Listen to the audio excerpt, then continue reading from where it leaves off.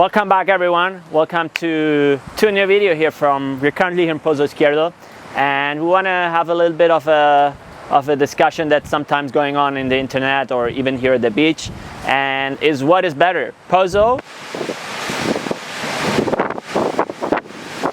Voila! or Vargas?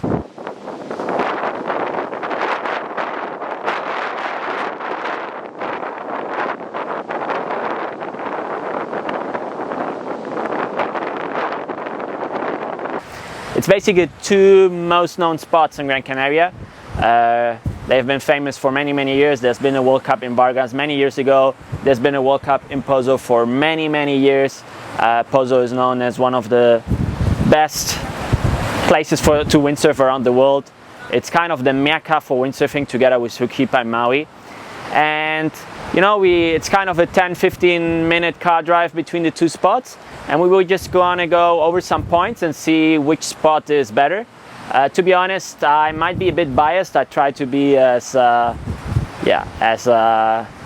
honest as possible, because I live in Pozo. I've been sailing my whole life in Pozo, and I don't go that much to Vargas. So yeah, let's see why and what you guys think about it. Most of you guys have been here to Gran Canaria, so let me know down in the comments what you prefer, if you prefer Pozo or Vargas. So yeah, to start off, they're both located on the southeast of Gran Canaria. Super windy. Which place is windier? I'd say most of the times Pozo is windier. In summer, often if it's 3.3, 3.7 weather, you go to Vargas and it's kind of 4.0, 4.2. I'd say normally it's like a sail size or maybe a sail size and a half lighter than it is in Pozo. But it also has these kind of days where it's like 45 knots, super windy. So it's definitely a super windy place, but I reckon it's a tiny bit less windy than it's normally here in Pozo. What about the waves? I always remember that Vargas, when I was really small, I used to go there. The wave, it was kind of hard to go over it, and it's because on low tide there's like a sandbank that gets kind of shallow, and you definitely get a tiny bit more exposure to the waves than in Pozo. So sometimes I'd say if it's completely flat, it's flat on both spots. But if you have some waves on the low tide, you can go to Vargas, and you kind of always have a little white water or like a little bowl to play with. So wave-wise, I'd say I prefer Vargas when it's kind of really small. If it gets kind of big, Vargas can be pretty tough on you, because it's a sandbank and it breaks like really hollow. So if it's a full low tide on good waves, you might want to skip that Vargas session and go at mid-tide, or maybe don't go on that big wave days, because it gets kind of hard to go out and all that stuff. What about tides? Pozo basically works on all tides. You can go out on low tide, mid tide, high tide.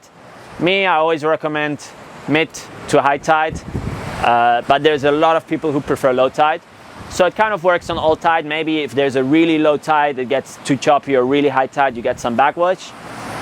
So it works basically on all tides. Vargas instead, it's kind of a low to mid tide. As soon as the tide gets a bit higher, the waves don't really break. You have a pretty bad show break on the rocks, so I wouldn't suggest it after mid-tide. It's definitely just low to mid-tide spot. What about the crowds? Pozo, everyone knows it. In the summer, all the pros are here, all the locals are here, plus everyone who comes here to enjoy the sailing. So it can get really busy. Especially the spot is not that big actually. If you come here, some people are surprised that it's not that big actually. So here you always got a crowd. Maybe you can go on a full high tide, full low tide. You kind of avoid some crowds, but it's always crowded in summer.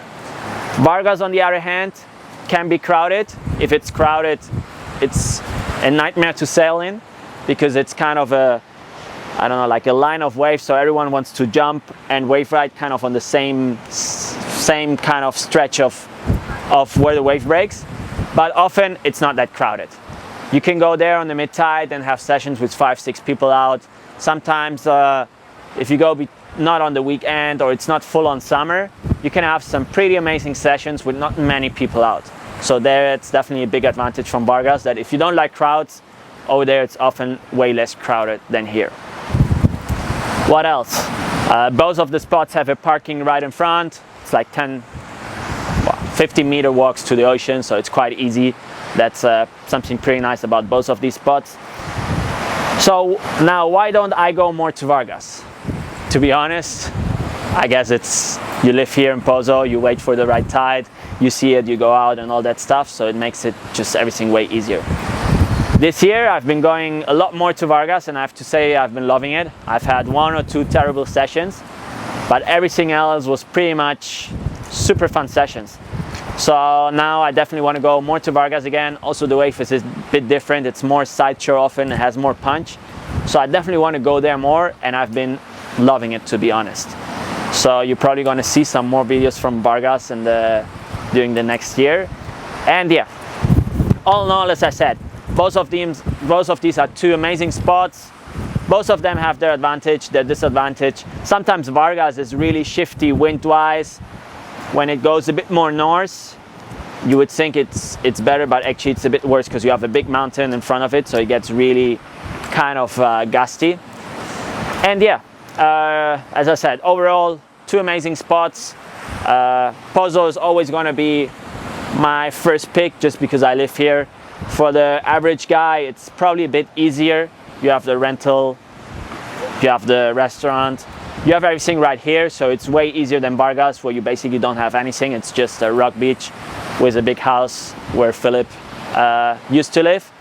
So yeah, both in general amazing spots. Let me know which spot you prefer down in the comments. And yeah, I hope to see you guys on the water in either of these 2 spots, and I hope you can get an amazing session during this week wherever you are, and see you guys in the next video.